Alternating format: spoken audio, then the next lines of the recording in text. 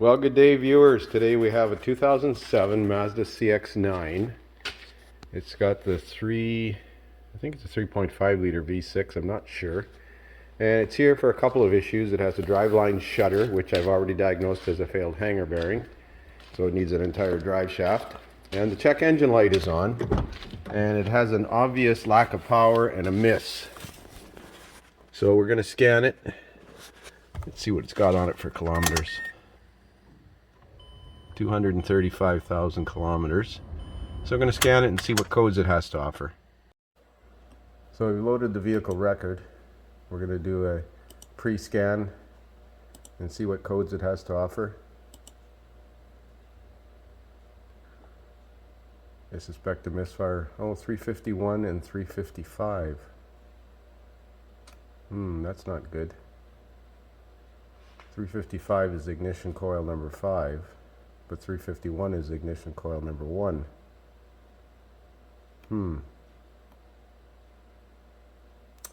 Well, number 1 is on the firewall side of the engine under the intake plenum. Might be able to get at that coil, but number 5 is the middle coil on the front against the rad right in the middle. So we're going to do a visual inspection of that coil.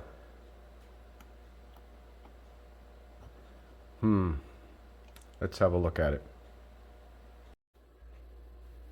So the cylinders are numbered at the back 1, 2, 3, and then 4, 5, 6. So this is number 5 coil.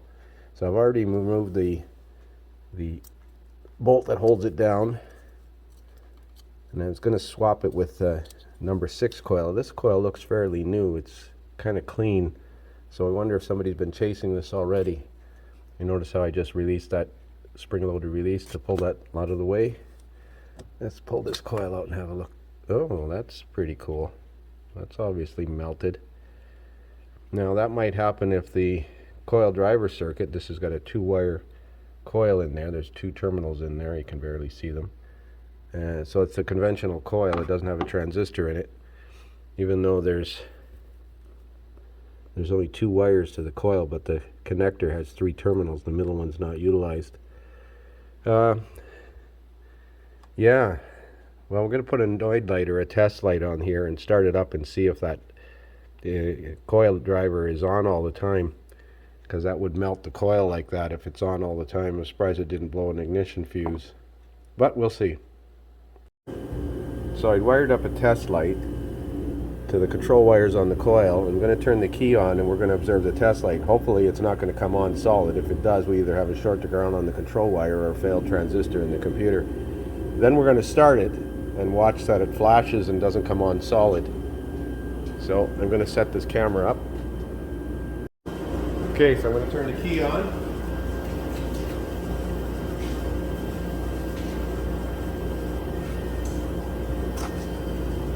Well, that's not good.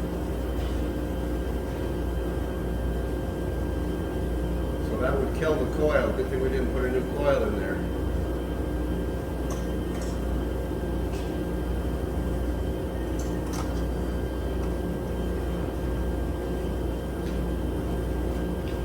So as you can see, the light is on solid with the key on, so either the drive transistor in the computer is grounding the coil or the control wire is grounded all the time somewhere between here and the ECM.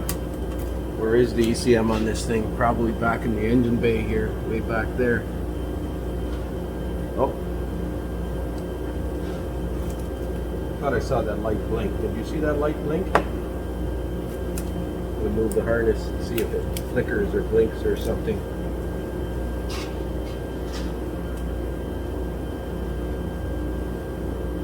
It's a short to ground on the control wire of that coil. Maybe that was just the reflection of this trouble light. Where is the ECM on this thing? Behind the battery? Well, we're going to locate the ECM here. But that light should not be on solid like that. If I plug a new coil in, it would toast the new coil. Okay, so I've hooked it up to number 1 ignition coil. We're going to try that coil too and see if it's grounded all the time. I'm going to turn the key on.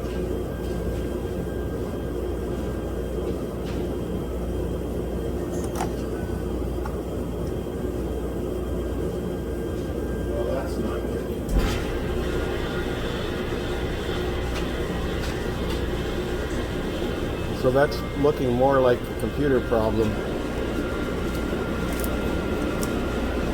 Wiring harness runs around the front here, around the back. Well, let's find the computer and disconnect it. So I decided to hook it up to number 6 just to make sure that we don't have some other glitch going on here. I'm going to turn the key on.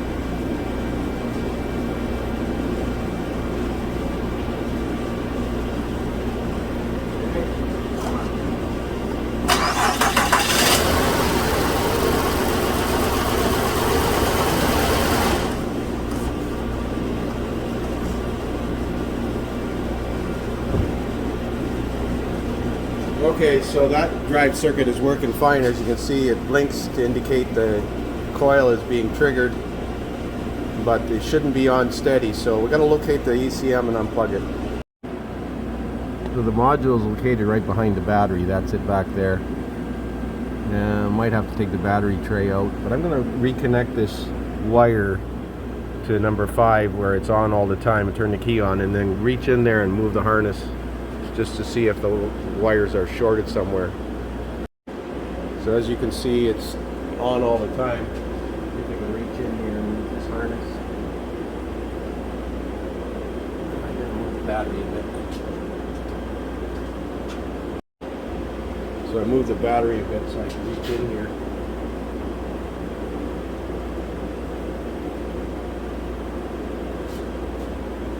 Let's try this upper connector.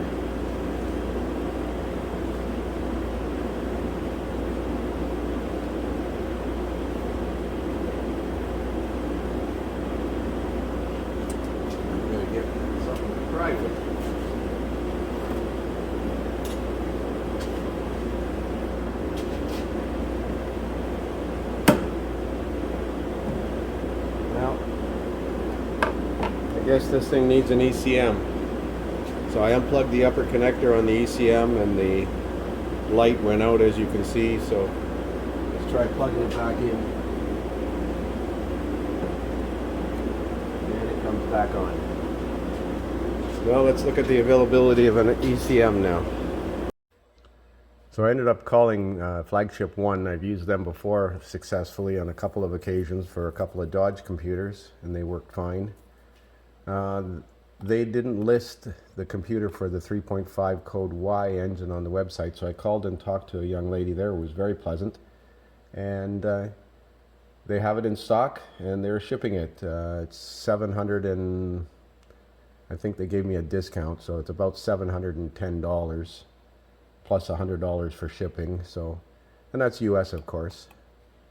And it's plug and play apparently. It may need some module configuration, like a crankshaft variation relearn, but the instructions will be included with it. So that's it for now. We'll have a part 2 when the computer comes in. This thing needs a set of spark plugs as well. I've tried to pry that back coil out of number 1 and it's stuck in there, so I suspect it's melted the same way as number 5 is, and it's stuck in the tube, so I'm going to try and get it out still. So that coil won't lift out of there because it hits the intake manifold, so we're going to leave it for now. I'm just going to leave it unplugged. It's not firing anyways.